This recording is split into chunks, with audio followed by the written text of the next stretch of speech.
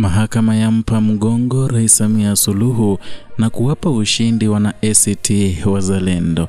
Hujambo na karibu.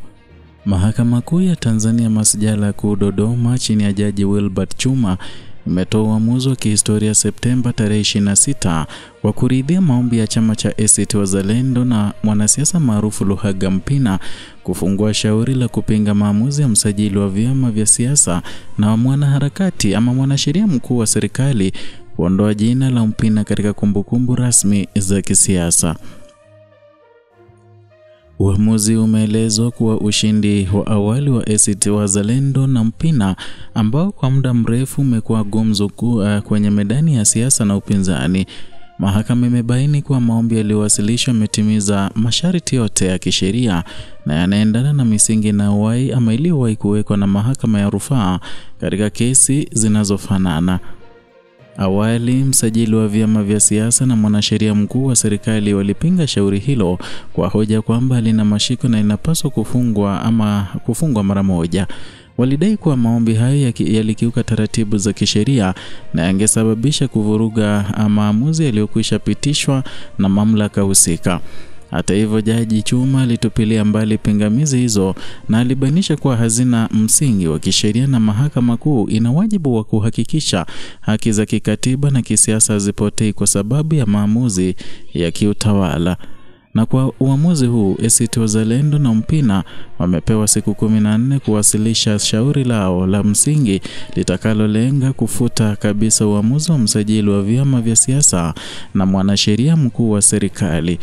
Shauri hilo linatarajiwa kuwa mojawapo ya mashauri yenye uzito mkubwa kwa sababu linagusana moja kwa moja na haki za ushiriki wa kisiasa na nafasi ya vyama vya upinzani katika mfumo wa kidemokrasia. Mawakili wa walalamikaji wanasema hatua hii ya mahakama ni ishara kuwa haki bado ipo na inalindwa. Wameeleza dhamira yao ya kuhakikisha shauri linaandaliwa kwa umakini ili kutoa nafasi kwa uamuzi wa haki.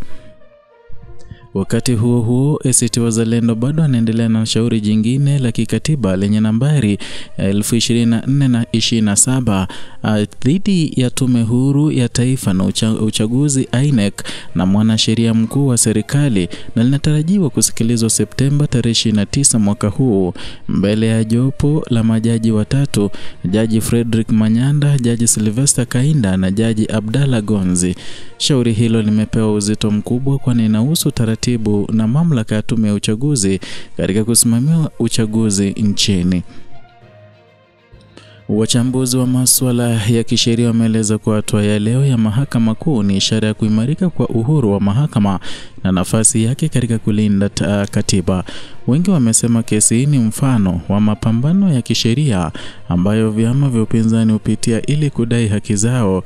Aidha, upinzani wa mapema uliotolewa na msajili wa mwanasheria mkuu unaonyesha changamoto kubwa ambazo vyama vya upinzani hukumbana nazo katika kushiriki siasa kwa usawa.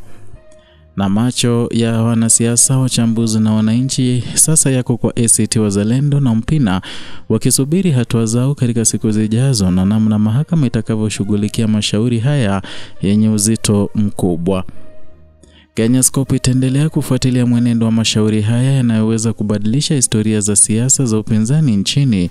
Hatua ya Mahakama Kuu leo imeonyesha kuwa mapambano ya kisiasa hayafanyiki majukwani pekee bali pia kwenye kumbi za mahakama ambako mustakabali wa haki za demokrasia hupimwa kwa misingi ya sheria.